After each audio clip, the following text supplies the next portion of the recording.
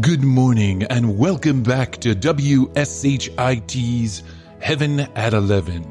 Each Sunday morning we bring you the good word of the Lord, live from our local church, the Baptist of the Holy Jokester.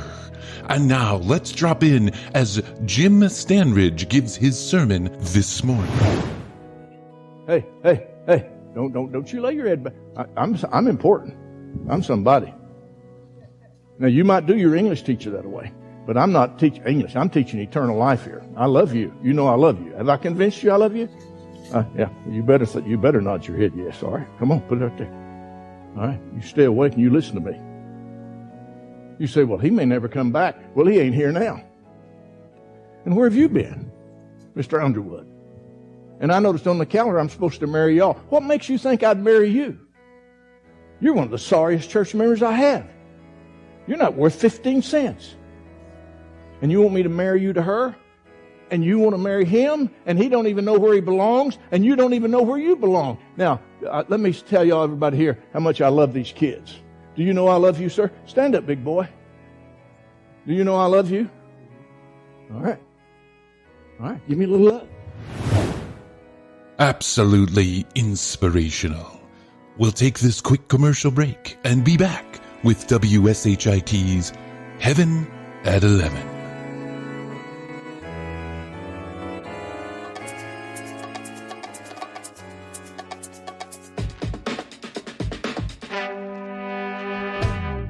In early 2020, the world shut down.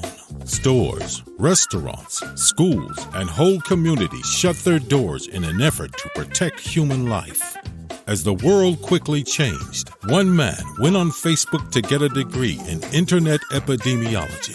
Bryan, along with his lab assistant Hoadley, are curing coronavirus by commenting on fake news and reposting recipes of secret virus cures from a friend of a friend who works high up in government.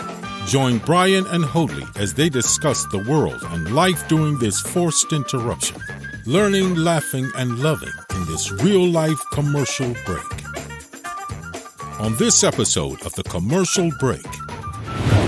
I've seen some of these people who do some of this voice work, and it's like... They don't look like Rachel. They're exactly where they need to be. No. So I'm willing to put on the mask even though I look like a fucking idiot. I look uglier than I already am. It's an inconvenience, and I don't like it, but I'm going to do it. I also don't like to stop at stop signs, but I do it, you little punk. Tom Petty was very against the Trump campaign using his song. I won't back down. He was, and he's dead. So you know he's really against it. The next episode of The Commercial Break starts now. Yeah, I'm proud of her, and I'm excited to see what she does with the podcast, and good for her. So yes, yeah, congrats, but you know, we have superstar guests like Rachel McGrath on our podcast, which was super fun, and I really enjoyed it. And I hope that people go and watch her cooking show because it actually is pretty fucking good. Oh my God! Did you watch? Yes. Oh yeah. She's been showing me some behind the scenes stuff for a while. Some raw footage. I've been encouraging. Raw. She's so good. She's like meant for the camera.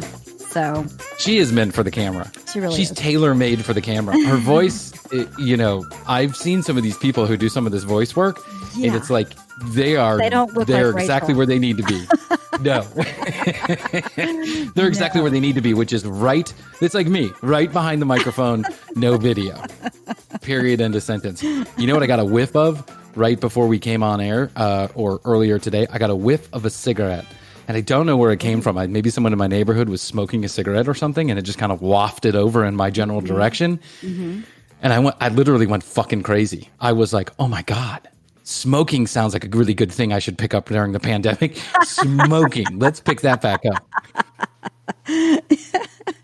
Yes. I'm okay with the fact that I quit smoking a long time ago, but for some reason, every once in a blue moon, if Jupiter is in retraction or whatever they call it, and Pisces is in the southern sky, and someone is smoking a cigarette, it hits me in a way that I don't think I'll ever get over. I think I'll always have that slightest bit urge to pick up a pack of cigarettes and smoke it. Doesn't that sound nice to just pick up a pack of cigarettes and smoke it right now during the pandemic? Oh my God. Well, I mean, I smoked for a long time, but yeah, it's kind of, I'm kind of done with it. But every once in a while, somebody's smoking and I do kind of have a nostalgic reaction. Yeah, if it wasn't for the fact that this fucking disease was a goddamn respiratory disease, then I think that I might have picked up smoking. Think about that too. Yeah. That, and I have children, and it's just not a good example. Right. For them. I mean, they'll learn someday. Someday they're going to pick up a cigarette and smoke it. I just know, but I don't want that to be at 2 years old. I want to push it back to like 5 or 6 when I started smoking cigarettes. Right. TCBpodcast.com is where you go to listen to all the episodes. You can read show notes. That's on the show blog. So go to TCB blog, which is linked to the website, and that's where you can get all the show notes and links to all of our interviews and past episodes and all that stuff. You'll find all of that detailed stuff in the show notes. We have a great company that does that for us. Drop us an email and we will respond, or we may respond, but we do that in one show at a time every couple of months. So don't feel like we're ignoring you. We'll get to that eventually. You can follow us on social media at The Commercial Break on IG. We have a Facebook page. You go ahead and like that, and please subscribe so you don't miss any of the episodes on your favorite podcast platform. And if you're so inclined, and if you feel like you're having a really good day, and if you just love to hear our silky smooth voices every Wednesday morning, leave a review, because it just strokes our ego in a way you can't imagine. Chrissy and I talk about it for an entire week. Every one interview that you leave is like 2 weeks of conversation for Chrissy and I. So please leave a review so that we have something to talk about. Yeah, our silky and if you'd like to. Voices. Oh, good morning, and welcome to WSHIT's Morning Cup of Joe with Jim Akers and Dandy Danderson. I love Dandy Danderson. Dandy Danderson. That guy is just like, he's a cute one, isn't he? He is. He's a dandy. He's a dandy. Isn't that what they used to say? The guys that were effeminate, they'd call him a dandy? Mm-hmm, I think so. Yeah. Okay. I don't know if that's a derogatory term, so please don't say how I'm being homophobic, because I'm not homophobic. No, that's actually his name. Yeah, his name is Dandy Danderson. That is actually There's nothing to do with me. I didn't make it up. It just happens to be his name. 2 more things. If you want to be on the show, you can go to the Contact Us page on the website. Drop us your information and your phone number. And in a future episode, we'll take some listener calls, and we'll let you know when that is, and we'll give you the information on how to call in. Also, if you want to email us with your email address and say, I want to be on the newsletter, we'll send a newsletter once a month. That's it. We don't sell your information. We won't inundate you. We promise only to email you once a month, because quite frankly, that's how lazy I am. I'll just email you once a month and you'll get a free, I say a free, everything's free. It's like I'm charging for the podcast. You get a free hour of content. But wait. There's more. You get a free newsletter and you get a free podcast every Wednesday. Call now. Call now. I had my mom over to the house over the fucking weekend. I don't know why I said fucking weekend. I don't know why I felt the need to say fucking weekend. They say that people who curse are much more intelligent than people who don't curse. So I must be on a roll, because I just cuss like a sailor. And that's damn right. I didn't know where. Fuck yeah. Shit yeah. Shit yeah. Before I get to the story about my mom, I was watching this video right before we came on air. The audio's not interesting, or I would play it, but this guy in Orlando, the county has ruled that I guess made a rule that you must wear masks when you're out in public and not eating and around other people within 6 feet of people. Good. Amen. Listen, I'm done with this mask bullshit. Wear a fucking mask. Yeah. I don't understand what the big deal is. It's not about you getting sick. It's about you not spreading the disease to other people. I'm reading the New York Times had this interesting article about thousands of scientists and doctors around the world who gathered data 6 months into this pandemic now. And one thing that's clear is your chances of getting it from a grocery store or putting your hand on a doorknob that someone else put their hand that they were sick, your chances of getting it that way are very small. Mm-hmm. The only way that the big chances of you getting it, the majority of people are getting it because they are inhaling it in a viral load that is large. Mm-hmm. The only way, or the best way that anybody knows how to stop that viral load from actually, aerosolizing itself outside of the body is by wearing a mask. And it's not about you inhaling the disease. We all know that. Okay, it's, the mask isn't going to protect you all that well if you're around somebody who has a disease. It's about stopping the viral load coming out of you. Can we all stop fucking being babies about this and just wear the fucking mask? It's really weird, Brian. I know I was watching just for observation purposes the Trump rally on Saturday night. Oh, yeah, and again, we don't have to get all political, but I just wanted to, for observation purposes, watch it to see exactly how many people turned out and who were these people going there without masks on. And I'm just watching it, and as I'm sitting there looking at these people, I'm like, this is for your health. This is for your health. This is not they even like handed out to repress you or stop you from being free. This is actually for your health and for everyone else's health. Like, it's a health thing. It's non-denominational. We're not. There's no religion, politics, anything. This is a health hazard. So I'm just confused. Amen. Preach on, sister. I'm confused. Listen, here's the thing. Okay. We'll get into the Trump thing now, and we'll go back to my mom later. But we'll get into the Trump thing now because I was going to review this. Mm-hmm. Listen, they even handed out masks as people were walking into the auditorium, and people dropped the masks. I would say that 1 out of every 10 people was wearing a mask. Yep. And I applaud those 1 out of 10 people because I know that the pressure to not wear a mask must have been incredible, because for some fucking reason, this is all of a sudden a political thing. Like, you don't believe in freedom if you wear a mask. I cannot smoke a cigarette at a fucking Chuck E. Cheese. You know why? It's bad for my health. Yep. It's against the rules. I cannot blow a stop sign. I have to stay within the lanes on the fucking highway. I cannot murder somebody. There are plenty of things that I cannot do, but I still live in a free country. I have to pay my taxes and all the other good jazz. This is yet one small, minor inconvenience for a temporary period of time. It has nothing to do with my fucking freedom. It has to do with my life. Mm-hmm. I want to live. And so do you, regardless of what you say. I'm willing to die for the pandemic if it means that the blah, blah, blah, and the bullshit in the economy. Okay, I agree with you now. I'm on your side about this one. We cannot close down the economy for an indefinite amount of time. Sure. But if we're going to get back to work and things are going to work in a manner in which everybody feels relatively safe, one of the things that we have to do is protect each other from dumbassery. And dumbassery is not wearing a fucking mask. Get over it. Get over yourself. Stop with the political bullshit. Put on a mask and just leave it alone. Stop talking about it. You're making it into a political statement when it has nothing to do with politics. It has to do with whether or not we die by drowning in our own fucking spit. Yeah. And I, for one, don't want to do it. Don't want my mom to do it. Don't want my dad to do it. And I certainly don't want my newborn baby to do it. So I'm willing to put on the mask even though I look like a fucking idiot. I look uglier than I already am. It's an inconvenience and I don't like it, but I'm going to do it. I also don't like to stop at stop signs, but I do it, you little punk. Yeah, no, I've got a couple fashionable masks. Yeah, me too. Yeah, they make them in good. You want to wear your Make America Great Again mask, or whatever you want to do. God bless you. If that's what you want to do to politicize this, then do it. Just wear that Make America Great Again mask. Yeah, or wear a mask that says I hate wearing this fucking mask. Yeah, something. Make it punk funny. rock. Be like, fuck masks. Yeah.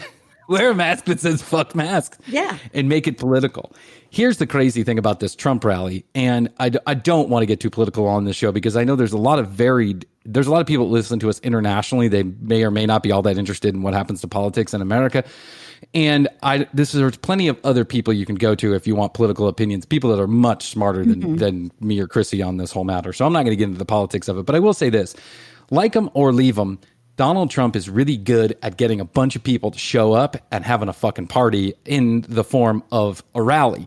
That's why I think partly why he got elected is because he can really put on a show. And I will admit that freely. I freely admit that he puts on a show. I don't particularly care for the type of show that he puts on, but he did it, and he did it with cunning and professionalism. It was like he just took politics and these rallies to a whole new level back in 2016. People got really excited. And for the most part, he filled arenas across the country. And he would do it like night after night after night. The guy just went. He's 82 years old, and he just kept going like a fucking Energizer bunny. So for 6 months now, or at least 5 months, he has been sidelined by the quarantine, by his own quarantine, by his own people. They've said, don't go out there. Don't do this. So for the people that don't live in this country, his big return to the rallies, the big like filling an arena like a rock star rally, was this last Saturday in Tulsa, Oklahoma. I won't even get into why that's just a stupid fucking thing to do. But yeah, 20,000 seat arena in Tulsa, Oklahoma, as well as a huge area, like a huge street where they expected up to 500,000 people were going to descend upon Oklahoma, because that's what they were telling everybody. They were saying that the Trump campaign was like, listen, we've gotten 1 million ticket requests for this 20,000 seat arena. So we're going to put a big fucking stage outside, and we're going to have 2 rallies. We're going to have one outside for everybody that can't get into the arena, it'll be a short little presentation. And then we'll go inside and we'll do the real deal, and we'll broadcast it around the world, and all the news channels will cover it, and blah, blah, blah. And then Saturday arrives. And by the way, people did line up days and days before, like, by Monday. This happened on Saturday. By Monday, people are like lining up, camping all around out. the arena. Yep. Having fun, doing their thing, not wearing masks. Not wearing masks. Just a general party atmosphere, right? Party. Wearing their AK-47s. So let's risk dying. Woo! Yeah. Woo. But hey, listen, I don't want to argue this point too much, because there are a lot of protesters out there that are getting awful close to each other too. And while I think it's much better that you're out there protesting, in other words, I think the cause, the means justify the ends as far as the protests are concerned, I still get concerned about everyone being in a big, where they're all crowded together. But you do see a lot of those protesters are wearing masks. They're doing no social distancing, but they are wearing masks. They are. Going to a Trump rally, you can watch that on TV. Like, Donald could get up on TV and he could do that. He doesn't need to do that. So Donald shows up on Saturday, and he's supposed to have this whole street is supposed to be cordoned off. 100,000 people supposed to be outside. They couldn't get into the arena. He's going to have this big festival-like show. 26 people showed up on this street. So 2 hours before the rally even starts, it's clear that at least on the outside, no one has shown up. Like, the 100,000 people that they expected did not materialize in any way, shape, or form. Right. And inside the arena, less than 7,000 people out of the 20,000 people that could fit in there showed up. And there is some conversation about how maybe even a good chunk of those people are actually just a part of the Trump campaign anyway, in some way, shape, or form. I don't want to get into all the bullshit, right? I don't know if it's true or it's not true that people are paid or not paid to go there or whatever. Yep. But the reality is that Trump took a dump right there on his, Trump had a really shitty rally, especially in during his standards. It was zero, basically a zero. He got an F, a big fat flying F. And then he went on for 2 hours and talked about crazy talk. I don't even know what the guy was talking about. I did watch some of it. I did too. But here's what's crazy, Hoadley. Do you know why so few people showed up? So many seats were empty. Have you heard about this TikTok shit? I do, and that's because I've got a 15 and an 18-year-old stepdaughter. I have two. Were they doing this? Oh, yeah. They had told me about this the week before and said, listen, and this is just kind of in passing one night as we're all making dinner together, and they said, hey, there's this thing going around and everybody's going to request Trump, rally tickets and then he'll be left with nobody coming. And I was like, that's pretty genius. I didn't know if it would work. It seems to have worked. I think it really worked. Yeah. I mean, I find it funny that in a place like Tulsa, Oklahoma, kind of a Republican stronghold, that so very few people showed up. I actually think that this TikTok thing really got there. So if you don't know what we're talking about a week and a half or whenever, 2 weeks before when they opened up the ticket request, which is essentially you could text in or you could go online and you can just request tickets. There's very little vetting. You just basically got to give them a name, information, phone number, and then and then they send you the ticket via whatever. I don't know. They send it to you via email, and there you go. You scan it when you walk in. It's free. They're not paying for it. So a couple weeks before, when they opened up the ticket request, an older woman on TikTok, and I wish I could give her credit or say her name, but I don't remember what it was. An older woman made a video that spread to about 700 other people, and she said, "Hey, you're on TikTok. You're a bunch of youngsters. You want to get involved politically.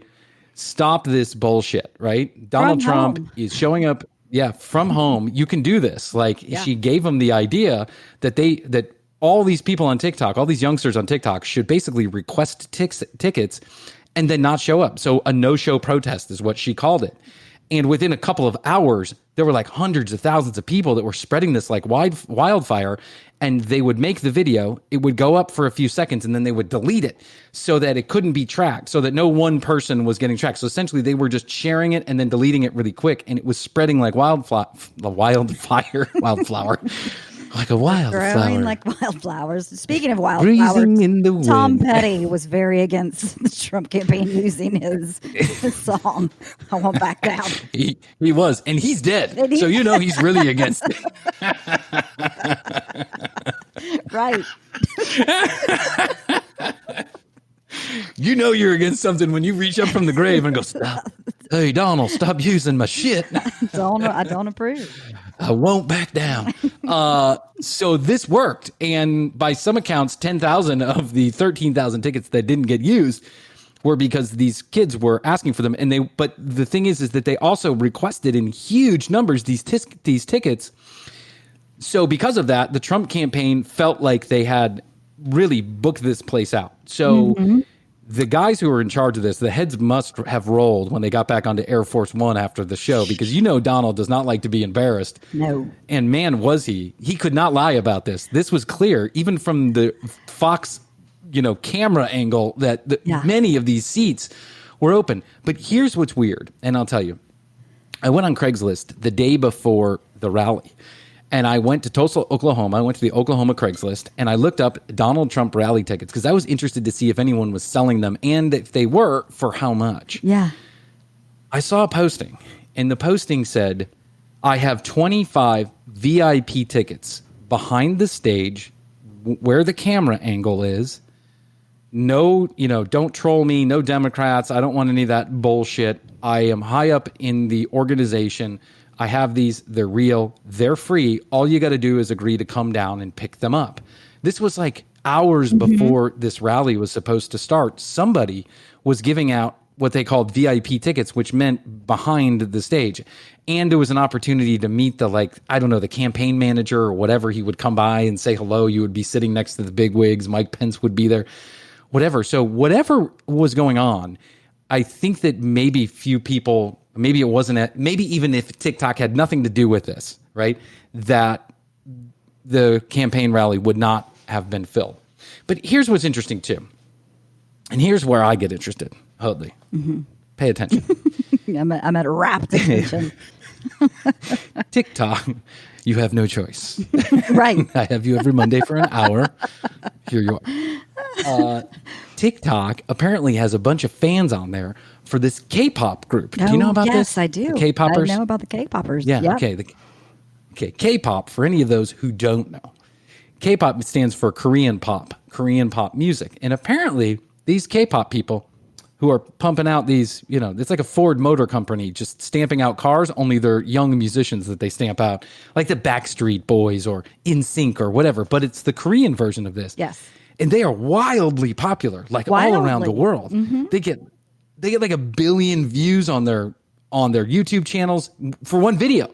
But this happens repeatedly. And there's like one company, JYPE or something, that's putting out all of these little bands that they put together, but they're not bands. They're like singing, they singing groups that are good looking. And, they have the rock star one and the bad one and the good one and the pretty one. And, just like it's stereotypical boy band bullshit. On for thousands of years. It's the old formula. That's right. Who was that creepy dude who was putting them together back in the 90s, who put together NSYNC? Do you remember that guy? Oh, he was like that fat roly-poly dude that also happened to be jacking them off in the back. Yeah. Oh, yeah, he was not paying his taxes, stealing money from investors, and then he was also, giving a head to some of the Backstreet Boys or something. Super shady. Yeah, he was a fucking creep, dude. So on Saturday, as I learn of the stans, the K-pop stans, that they call them stans. I guess they're stans, fans of this particular group. What's the one big K-pop group, the boy band? I don't know that far. I know about K-pop, but I don't know the actual names. Okay, I'm sorry. We don't have a ton of young listeners, but I'm sorry for anybody that's listening that I don't know this information. But you got to understand, I'm about 28 years outside of the demographic of K-pop. But I did do this. I went and started doing some research because I was super interested in K-pop and in this phenomenon. And what I found is there's a boy version of this, or a couple boy versions of this. There's a couple girl versions of this. And one of the girl versions is called Twice. And I got to be honest. I'm kind of into Twice. Mm-hmm. Twice is like these 20-something Korean girls that made it through some gauntlet of a television show since they're groomed at since they're age 16, and then they go through this television show. It's kind of like American Idol meets The Real World meets whatever.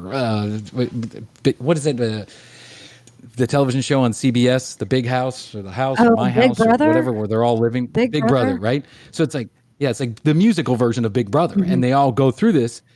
And then if they win or if they get chosen, then they get to be in this K-pop band, and this particular one is called Twice. And YouTube has a documentary series on Twice about how they all are coming up through the ranks. And I just got to say something, Hoadley. I'm 100% in love with Twice. Nice. Because Twice as nice. It's twice as nice, yes.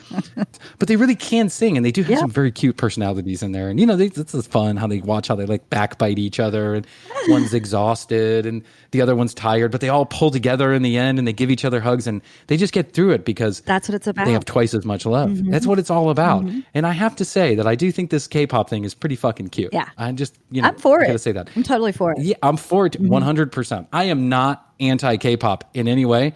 And I do have to say that I'll be very glad when my daughter comes into this world, so it'll seem a little less creepy that I'm watching YouTube videos of a K-pop band called Twice. It'll still be creepy, Bryan, but let's not get ourselves. And here's the creepiest part: is that one version is in English, in English subtitles, but then they have another one that has no fucking subtitles whatsoever.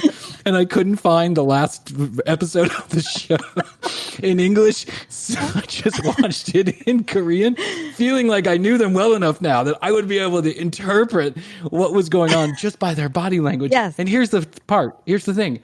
I was able to interpret exactly what's going on in the conclusion of Twice, for Road to Fame or whatever the episode, whatever the show was called, because I had interpreted the body language. That's right. I was one with Twice. Mm-hmm. Good. So there you go. Branching Congratulations to the.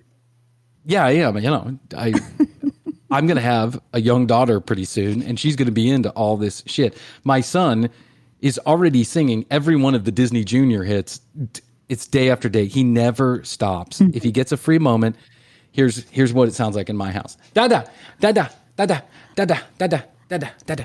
Dee dee, dee dee, and dee dee means Disney. That's what it means. So it means Disney. And then here's the beginning of one of the songs is da da da da da da. It's time to fly with Tots, right? It's a show called Tots, right? Uh-huh. So this is it. This is his sentence. This is what he puts together now. Da da da da da da da da da da da da da da. Yes, boy. How can I help you? Dee Dee. Yes, I know. There's Dee Dee. Dee Dee. Okay. What do you want to do? Dee Dee. Tots. Tots. So he just repeats it over and over again, right? I might be sitting there working, clanking away on my computer. Da da da da. Dee Dee. Tots.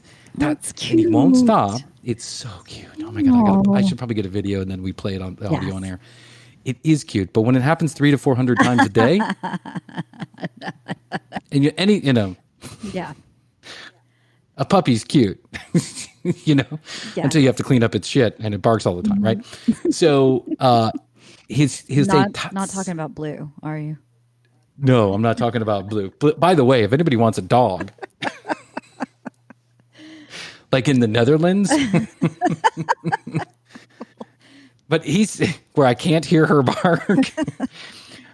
I worked at a McDonald's, and the fryers would back in the 90s when I was a kid, right? I think I said this when I was 14 or 15, and the fryers would make this noise every time the fries would be ready. And we worked at a really busy McDonald's, especially over the weekend. And you'd never not have fries. Oh yeah, they're my favorite thing from McDonald's. Trap. Absolutely. Oh my God, the fries at McDonald's. They just beat everything. I've tried to go gourmet, but just nothing that really beats the McDonald's fries. Yeah, all these chefs try and make their fries taste as good or tasty. There's no better thing on earth that has to do with a potato than a McDonald's French fry. I just got to say that. But anyway, so these things, they're so good. So they beep and they beep and they beep and they beep. And then you'd go home at night and you'd have dreams about the beeps, right? So this dog has been barking for like 7.5 years now, and I can't get the barking out of my head. Like, I'll go on a run and the dog will be barking in my head. And we're talking about my dog Blue, who is a Yorkie, who is just the cutest little thing. I mean, her face is just so cute. She is. Yeah, she's just a little doll, but she will not shut the fuck up for 1 second. She barks at everything. I move to go to the bathroom, she barks. I close the door, she barks. I open the door, she barks. I take a step to the right, she barks. A step to the left, she barks. And she doesn't do this with my wife. She doesn't do it with my wife at all. And she loves my son. She's really good with my son. But every time I think about anything, if I think, she barks. And so that's obnoxious. Totally obnoxious. So anyway, wrapping it back around, I want to say congratulations to the K-pop fans, who I know were a big part of this stunt. And I think that this is something we should look out for coming up in the 2020 political election cycle, because I do think that Donald Trump is going to have to find a way. Here's the thing that I really found interesting. Why is Donald Trump beating the youngsters at their own game? You know, he was so successful in 2016 at making the internet his bitch and basically just riling people up to a point that they went to the polls and they voted him into office in what seemed a most unlikely candidacy. Mm-hmm. Why has Donald Trump, an 87-year-old man, or however old he is, an 87-year-old man, I think he's in his 70s, beating? Yeah. But let's put him. Is he in his 70s? Yeah, let's put him in his 80s, though. Oh, I thought he was in his 80s. Wow, he looks horrible for his 70s. I mean, that guy just looks. He just looks. The presidency sick. Always ages people. No, that's true. I agree. I agree. Yeah, and he's not the worst looking president we've ever had. So, I mean, we've had some pretty ugly presidents, and Donald's. You know, they all get pudgy and ugly, except for Obama. He stayed really skinny. No, he just got cooler. He just got cooler as the years went on. Man, I love him. I get older and they stay the same. Whenever I see him, I'm like, I miss you. I miss you. I know. It's not even that I miss Obama specifically. I didn't agree with everything Obama had to say or do either. It's that I miss some semblance of sanity. Yeah. Now, I know that people who are on the extreme right were going absolutely bonkers because of Obama, and maybe things didn't seem normal to them. And I know people on the extreme left just loved the guy to death. I am not of either of those two parties, and so I just really want to vote for who I think is the best candidate. I agree. Or who I think will do the best job. Yep. And so I didn't love everything Obama was about, but I did like his presidency, and I felt like we were headed in the right direction in a lot of ways while he was in office. And I do miss that. I just miss the feeling, the sensation that I wasn't waking up in the morning to the next big clusterfuck that was coming our way, because Donald is just all over the place. I say to Donald, like, Donald, go back to that wonderful hotel you have down there in Doral. Go back there, be with your beautiful wife, go on Stern, rate women, do whatever it is you were doing before the presidency. Just go back and do that. You don't want to do this. It's too much fucking stress, man. I know. It's too much stress. You don't have to worry about if people are going to show up and not show up. And honestly, I mean, I was thinking of the irony of the whole thing because, and again, I know probably we're getting off on a political rant, but there's just so much going on right now that I feel like it's topical. But I was looking at his crowd in the audience at the rally, and I thought, how ironic, because, to me, growing up, the Donald's been around for a while, and he's always been this, suave New York, upper crust real estate guy that was, said what he meant and meant what he said and whatever. And he had money to do it and whatever. But he wasn't, like, when I looked out at the audience for his rally, I'm like, these people. That's not his audience. Those are not his people. He would not be hanging with these people. They wouldn't. They wouldn't be at his hotel. People, they seem like idiots for not wearing masks and going to this thing. But I mean, they just were not his type of people throughout his whole career that I've watched in the news. You're 100% right about that. You bring up a fantastic point, which is Donald Trump. If you, middle America, my Southern friends, my middle American friends, my kind of middle of the road, good old boy friends, if you think for 1 second that Donald Trump is your guy, he might be your guy, but you're not his guy. Nope. He doesn't give a fuck about you. He doesn't care about you one bit. You would not be allowed at his golf club. It costs you would not be allowed to sit at dinner. $100,000 to get into his golf club now. A year. And he's really, it's he's really insane. relating to the people as he's sitting there talking about his leather shoes that he was slipping on as he was going down the ramp. I'm like, what? Flying in. I'm sure all those people can really relate to all his Italian leather made shoes. I know. Do you know how much my arm hurt when I was putting it up and down like this? I had 600 West Point candidates, graduates that I had to salute. 2 at a time. It's like, Donald, those motherfuckers are going to, 2 at a time. So that means 300 times, Donald, not 600 times. First of all, just doing some simple math. Don't get me wrong. But here's the other thing, you twad, is that these people are about to go, most of them, about to go put their life on the line for this country, and you can't be bothered to salute them one time in their entire life. They are the best of the best, that they are going to lead our men and women into bloody, nasty, crazy wars that we don't even know about yet. They're going to do that in the future, and you can't be bothered, or it hurts your arm too much to lift it 600 times. I've never served in the military, so I'm not going to get all pious here. But but I do firmly stand behind our soldiers because I think they're great men and women. Even if the wars aren't great, I believe that the men and women who put on those uniforms are doing it for all the right reasons, 99.999% of the time. And if they said, hey, Bryan, host of the commercial break, would you do us a favor and go and be the honorary, uppity up at the West Point graduate ceremony? Because I see that happening anytime soon. Would you please salute each one of these graduates? Fuck yeah, I would. And I wouldn't, there would be no complaints coming out of my mouth. I complain about a lot of shit, but this is not one of the things I would complain about. Yep. He spent 45 minutes telling a story about how much his arm hurt and how bad, how much trouble he had lifting his arm 600 times so that he could make an excuse as to why he couldn't lift a cup of water to his face. Now, I don't know, and I'm not going to sit here on this show and pretend to know what's wrong or right with Donald Trump's health. But, buddy, you sounding so fucking petty, it just puts you way out of touch with the people that you're trying to serve. And I honestly hope that some of the people that support him that were watching that they see right through that they go, hey, this is not my guy. Now, I'm not saying Joe Biden is either. Don't get me wrong. I saw a commercial on YouTube for Joe Biden. I see a commercial on YouTube for Joe Biden every time I get on my YouTube app on my phone. And I don't know why I'm getting served this ad every time, but I'm getting, and here's Joe Biden. Hi, I'm Joe Biden. 2-4 there. Wow. Can you donate $5? That's exactly what he says. He literally fumbles the first 15 words of the ad. And I'm like, if you're going to spend $1 billion on a YouTube ad like this, serving it to me every time, don't you think you could just go back and do it the right way? I mean, Joe seems a little foggy to me. So don't think that I'm getting all, crazy about Joe Biden either.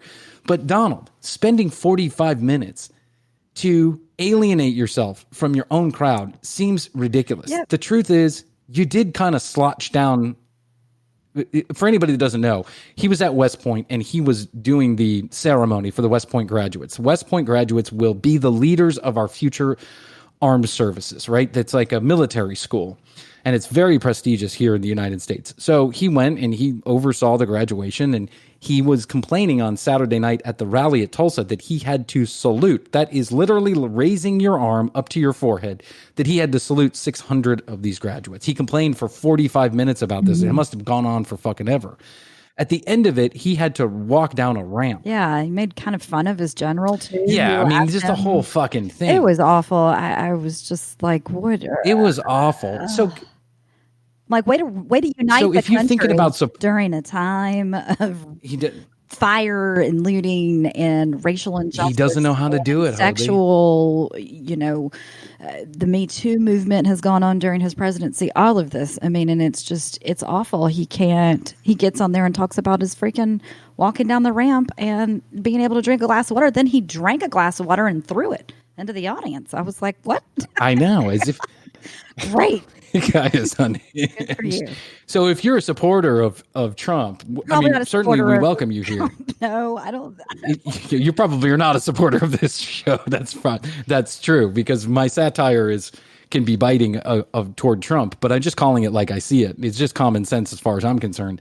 If you're a supporter of Trump and you can't see through this bullshit, I mean, I don't know. Yeah. So whatever. We'll move on to greener pastures.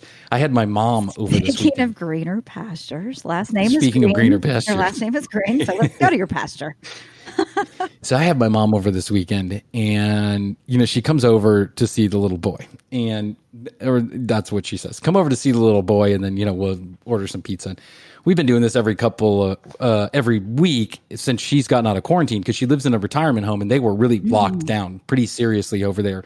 And luckily they didn't have any cases of COVID over there, which we're all grateful for, right? But she's still pretty much locked down. She can just get out of the house and come over here. So she comes over, and I got to say this. I've learned something about being a parent, and I don't know if you feel this as a step parent, but I know this as being a parent. And the children that you're a stepmom to are much older, right? So you may not get this as much. But it seems like everybody who's ever had a child becomes the third parent of my fucking child every time that they walk into the door. That's probably and I'm honestly me with my nephews who are 2 and 4. Do you think so? They love it, though. Yeah, well, listen, Aunt Chrissy, I think there's an important role to play with aunts and uncles. And I'm one of those guys who believes that it takes a village to raise a child. So I'm not saying that you shouldn't, if my child's, putting his tongue in the electrical socket. I think parents do it. I think grandparents maybe do it more to the parents of the. Oh my God, drives me fucking try to crazy. tell how to raise them. Here's my mom. Ready? This is the conversation. Hello. Hey, Brian. Hi, Brian. Hi. You know what? I just saw Matthias running down the hallway, and you know what? I think he's got one of those, what do you call them? The hook legs? I think he's got hook leg. And I'm like, what? The fuck is hook leg? I don't know. That's what they used to call it when I was a kid. It's hook leg. It's when your leg is ingrown like this. It's to the left, and then you have to take him to the hospital. And I'm like, Mom, my kid doesn't have a hook leg. I think so. And I'm like, Mom, why? What is hook leg? I don't know. I just saw it, and I think he's just running kind of funny. You might want to take him to the hospital. I'm not going to take him to the fucking hospital, Mom, over this. Okay, that's fine. That's fine. Now he just has yeah. Great. Now you planted that seed. That's right. Every time that my mom comes over, when she leaves, my son has 6 more diseases that he didn't have before she showed up in the door. And it's in my head rolling around like, oh, shit. Maybe. Is my kid going to die? Maybe. It might be possible. Here's the other one. Ready? Watch this. You know what? It's Matthias's birthday coming up. Oh, yeah. It's good. Yeah, great. Irving wants to get him something. Maybe he can give him a couple $100 so he can go to a speech therapist. Oh my God. So he can learn how to talk correctly. I'm like, did you just say you want my son to go to a speech therapist? I mean, if you want to. I watched this television show, and the young lady, they speak 2 different languages in the house, and she can't talk correctly because of that. And I'm like, oh my God, Mom. Oh my gosh. Is she getting him a gift card my kid for a speech therapist? Yeah, to a speech therapist? Like, no Amazon for Mom, him. He's fucking 2. What words is he possibly missing in his vocabulary? He says this, that, please, thank you. And he says them in a couple different languages. I don't understand what's wrong. I wish. It's amazing. But Hoadley, I tell you what, and then the whole dinner time, I'm just sitting there Googling how many words my fucking child should be saying and in what order. I'm like getting all nervous. I know. It plants the seed. Yeah. It's insane. First of all, it felt rude. Listen, I love my mother, and we have a loving relationship, but I call it like I see it. And I just don't care for every time my mom comes over, my son has a new disease that's got to be fixed.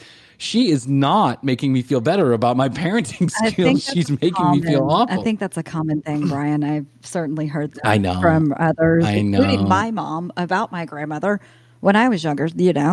It's just, I think it's she was. Yeah, your mom, I guess. And I've heard this from friends before, too. I know about what my grandmother would be saying. I know. I try and give her a break. Very much so. And I think, my mom was kind of like, well, why didn't she do that with me? Maybe, I don't know. There's so many different intricate, complex relationships, complex with familial psychology going on in there. That's why I love the ant position. Ant position is good. Ant position just rolls. It's like you're like the Switzerland. Tickles. Yeah, you're like the Switzerland of family members. I love it. Here's the other one. Hi, Brian. Here she calls me the other day, right? Brian. Yes, Mom. I just remembered that the other day I saw a rash on Matthias's foot. I think it might be gout. Like gout. Mom, do you think my son is drinking rum at 2 years old? Why the fuck would he have gout?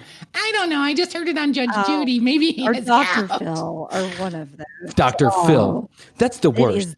I wish my mom would turn off fucking Dr. Phil. Turn off Dr. You're Phil. at a certain age, you're watching Dr. Phil and getting your information from him. Or who's the other one with the pointy ears? The the doctor. Yeah, Dr. Oz. Oh God, he's the worst. He'll tell you like crystals will solve, crystals will cure your cancer. It's like, dude, you are a quack. Yeah, he's the worst. Dr. Oz is, and the thing about Dr. Oz is, listen, I have watched Dr. Phil over the years. Sure. He's at times, at least at first, when his show first came on, he seemed like a very pragmatic and commonsensical kind of guy. He just kind of cut through the bullshit and would just tell you. Oprah endorsed him. Oprah, yeah. And so for a minute there, I was like, that guy's kind of herself from him. Except for that check she keeps getting from his television show. Yeah. Oprah's in that Oprah money, and that's a whole different universe. And Dr. Phil, by the way, Dr. Phil has like the number 5 most popular podcast in the world. God. I had no idea. It's called like Phil Talks or Bullshit Phil or something like that. Full of Phil. I don't know what it's called, but it's crazy. But Dr. Phil, at first I was like, okay, this guy's got some commonsensical things to say. And it just turned into trash TV instantaneously. It seems like as soon as Jerry Springer got off air, all of the guests went over to the Dr. Phil show. And Dr. Phil was all too happy to take them on. And now I can't watch it. First of all, I have to say this. So my mom watches this show 24 hours a day. If Dr. Phil or Judge Judy is on, my mom is watching it. Like, it doesn't matter what channel she's going to find it. She's got it on rotation. She finds this Dr. Phil or Judge Judy, and she just, the world revolves around these two human beings. And I kind of feel for my mom a little bit, because there's only so much of that bullshit that you can listen to before your brain just starts to rot out. Dr. Phil has a commercial every 3 minutes on his television show. I was over at her house one day watching. Every 3 minutes, there is a commercial. You can't even get through a full segment without another commercial, another commercial, another commercial. They must be making a fucking killing on that guy's show. And how many commercials they stuff in there. He has sold out. I have to say that, Dr. Phil, you have sold out. I would love. Dr. Phil was on Joe Rogan, and I thought it was a fascinating interview because it just let me know how full of fucking shit Dr. Phil really is. He's fucking crazy. Yeah. Do you watch 90 Day Fiancé? I don't. I know you've brought that up to me a couple times, and I have not watched it.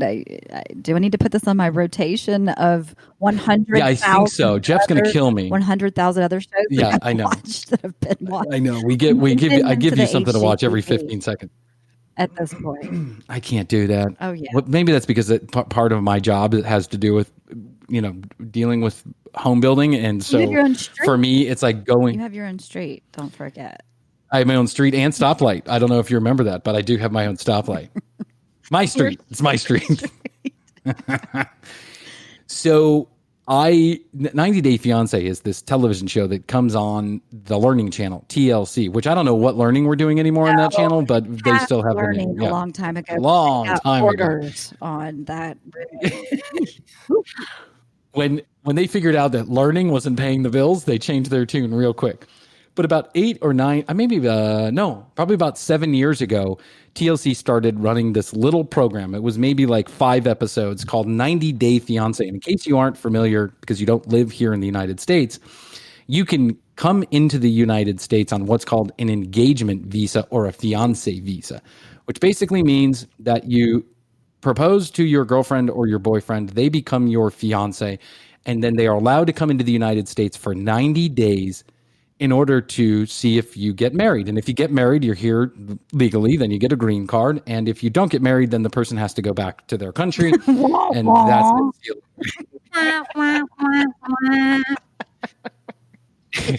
They've made a show of this. Oh, Lord. Oh, my Lord. They've made a television show of this, and man, is it fucking entertaining. I'll tell you what, it's a pure entertainment, Hoadley. You have to watch this television show because there are lots of people, I'm sure, that get the engagement visa every year. I don't know how many of them are given. Maybe let's call it 100,000. I'm sure that 950,000 of those people are perfectly level-headed, fine human beings. But they find the 12 every year that are completely off their rocker and are it's just a shit show from the beginning. And they tape every minute of it. TLC is making a career out of identifying mentally ill people and putting them on television. But I mean, not all of them are mentally ill. I actually like some of them. I think some of them are interesting. And the reason why it was interesting to my, at the time, girlfriend and I, who's now my wife, Astrid, is because we took a similar path. We didn't get an engagement visa. We decided to get married while she was visiting one time, and that's how she's here in the country legally. But it's interesting because it hits close to home. Sure. Hoadley, I would tell you that all of this is just gold. So there's this guy on 90 Day Fiancé. His name is, David, I think is his name. He's an older gentleman. He's probably in his late 50s. He obviously has been watching too much Star Trek for his entire life and has just missed the boat on dating, sex, or any of that other stuff. So David gets on one of these Russian websites, and this is how the Russian website goes. Ready? He's the getter. I get on the getter of the fiancé.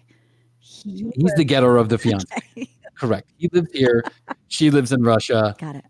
He 7 years ago, opens up gets incommunicado with a woman in Russia via a website. This is how the website works. You join the website, you pay $500 to be a part of the website. You then get access to the profiles of the women that are on the website living in Russia or Ukraine or wherever. Most of them young, most of them beautiful. So you can imagine that most of the men are the exact opposite of whatever young and beautiful is. Right? Yes. Correct. So this guy, David, I hope we're not who, in my opinion, would any be of our fans out there who are on Russian dating websites.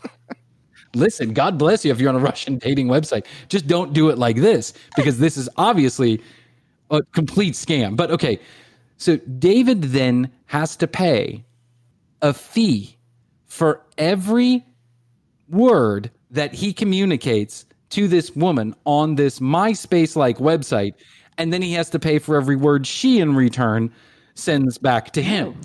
They are not communicating outside the website. She refuses to give him a phone number or a legitimate address or a text message or anything. She only wants to communicate inside of the website. Smart girl, that's right, because she probably owns the fucking website and she's making $600 every time they communicate. I was just thinking we're in the whole business, Brian. Hoadley, I don't even understand how. Gotta learn Russian. I mean, this guy also, he's well-to-do. So he has actually made a career for himself. He is a guy who has actually taken the brains inside of his head and used them and applied them to make himself some money over time. Now, I'm saying everybody who makes money is smart, because that's not true. But I am saying that it would appear that the guy has a head on his shoulders. But he just cannot be convinced by anybody for any reason, under any circumstances, that this girl is taking him for a ride when he has to pay $1 basically for every word that he says on this website. And that's the only way that they communicate. He goes over there to Russia, not once, not twice, not 3 times, not 4 times, but 7 times he goes over to Russia. And 6 of those times, she says she's going to meet him and never does. Playing hard to get.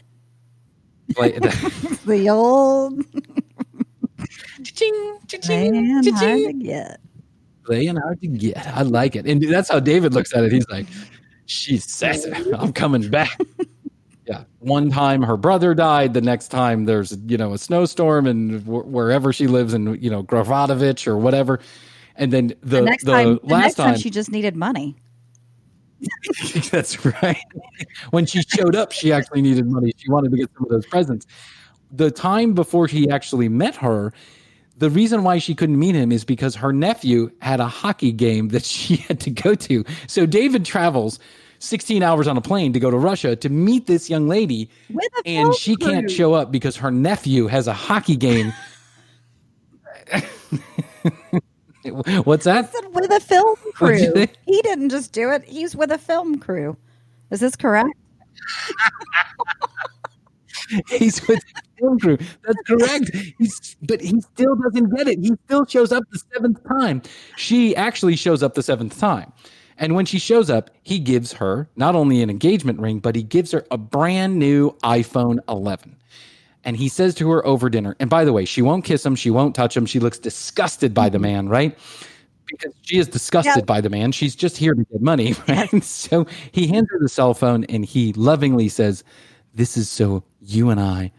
And let me give you an example of what happens when he gets close to her. Dude, don't do that. Don't do that. Stop. Totally. Don't do that. He's like, his lips start smacking. He's like, he looks like an alligator ready to eat a dead chicken. He is absolutely, I don't know, he's sexually assaulting her just by being near her. It's just gross. It's fucking disgusting. He gives her the cell phone and he said, this is so we can communicate clearly. Oh. And he puts a translation service on the phone. Well, after he leaves Russia, she says she can no longer work the phone because her nails are too long. She'd like to go back to the website. She'd like to go back to the website and start communicating. This show is brilliant. It's brilliant. It's like, I don't know what you do, TLC. I don't know what magic you put on this television show, but I just cannot get enough of it. I mean, it's lighthearted entertainment at best. Oh, I have to watch it now. And now Jeff is actually going to kill me when I start watching this. He's going to actually start killing me. He's going to be like, you got to stop doing this stupid fucking podcast. You're taking up all my television time. You're taking up Monday nights, Thursday nights, Saturday mornings. And you have 2 listeners, 2.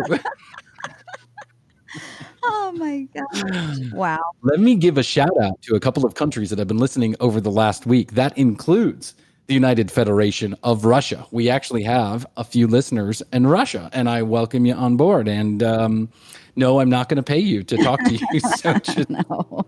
Keep listening. Probably some women out. But keep listening. Yeah, keep listening. Also, Uruguay. We have some listeners in Uruguay. Welcome aboard. And then there is a very special country that I want to say hello to. And if you are truly listening to this program, then I know you've gotten a hold of it somehow, some way outside of the norm. And I absolutely welcome you aboard. And that is the country of Iraq. Yes, we're all inclusive. We have some listeners in Iraq. We are all inclusive. I love it. Absolutely. We're international. Well, I know that the situation in Iraq is, yeah, and I don't know who's listening or why they're listening, but I know the situation in Iraq can be hairy. So if you're listening to this particular episode, I know, I don't know if it's multiple people or one person or whatever. I can't tell that. All I can tell is I can see that someone is listening from a particular country. It has to do with the statistics back on our hosting site.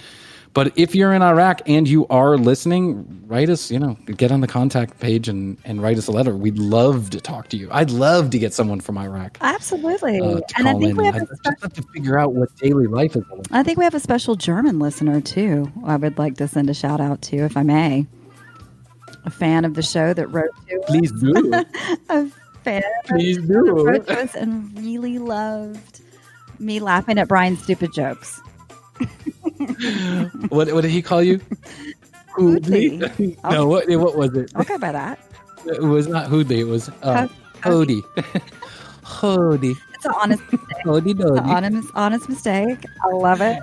It's an honest mistake. Put an L in there. You're getting close. Hody. We welcome all of our international listeners. TCBpodcast.com is where you go to listen to all the episodes, read the show notes, find out more about us, drop us an email, and we will respond on a special episode in the future. Follow us on social media at The Commercial Break on IG. You can find us on Facebook. Go ahead and like our page, join our page. Please subscribe so you don't miss any episodes, and leave us a review. It's like a podcast hug. Make sure you go to the Contact Us page if you want to be a part of the newsletter. You can just drop us a line with your email and say, I want to be a part of the newsletter, and every month we'll give you an extra hour of content that we do not air on the regular broadcast channels. Hoadley, I love you. I love you, Brian Green. I do like spending this time with you. This is fun. It is I do have to say this. I really love it. I'm so glad you started this and invited me to be your cohort along the way. Couldn't be more happy that you're here with us. And I look forward to many, many, many more episodes. So from Chrissy and I to all of you in the international, all over the world, in every country that has been listening, I say this in Estonian to you. I say cheers in Estonian to you. Cheers in Estonian is cheers. So there you go. I will say salute. Salud. Bye. Talk to you soon. See you next week. Email us at thecommercialbee@gmail.com. Find us and follow us on Facebook and Instagram at The Commercial Break. New episodes drop every Wednesday. We can be found on Spotify, iHeartMedia, Apple, Google, and all major podcast providers. The Commercial Break is a great middleweight production. Written and produced by Brian Green. Co-hosted by Chrissy Hoadley.